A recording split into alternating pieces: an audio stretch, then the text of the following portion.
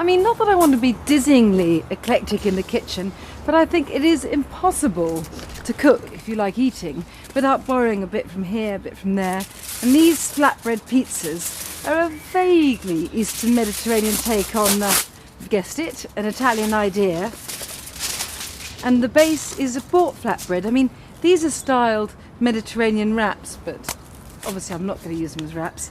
And this is a tomato, mint and halloumi pizza. I'm just going to get the seeds out of the tomato because I don't want it too wet and pulpy on that thin base. Oh, these are lovely and fresh. Let's chop fairly finely.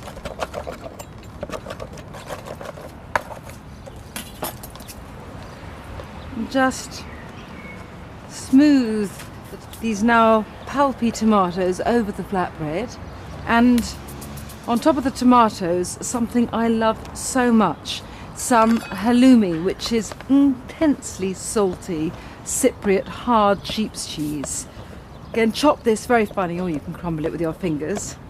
This won't melt and go into that sort of stringy goo that mozzarella does, but it does sort of meld into the tomatoes and soften. And the saltiness of the cheese against the sweetness of the tomatoes is wonderful. So just sprinkle the halloumi on top. Bit of dried mint. Now, an Egyptian friend of mine introduced me to the joys of dried mint.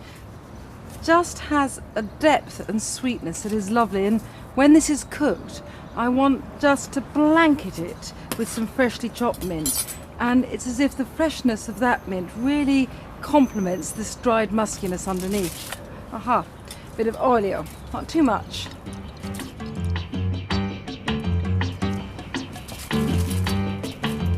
Just drop it on the barbecue. It won't take very long. You just want that thin base to crispen a little bit more and the cheese just soften a little in the heat. As you can imagine, these flatbread pizzas lend themselves to pretty well any kind of elaboration or topping you want. And this is a chili and coriander pizza with some ground coriander, lovely, sort of intensely, deeply grassy. And pour in a bit of oil, and just as the mint, halloumi and tomato pizza is sort of partnered by some fresh mint at the end, so this has to have a really lovely leafy covering of fresh coriander once it comes off the barbecue. It works so well pairing the sort of scorched, nutty spiciness of the ground dried herb with the final smattering of the fresh. These aren't thick, wodgy pizzas. I mean, there's something a bit poppadom-like almost about their base. Okay, so on with this. And finally, something I really love, such an easy thing to do, a za'atar flatbread. Now, za'atar is a bought Middle Eastern spice blend. It's a mixture of wild thyme, sesame seeds and ground sumac. All I'm going to do, so you can see how easy it is mix that. The bit of oil, bit of brushwork I'm in the mood for. Let's brush this on.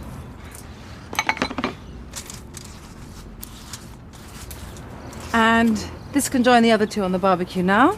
There you go.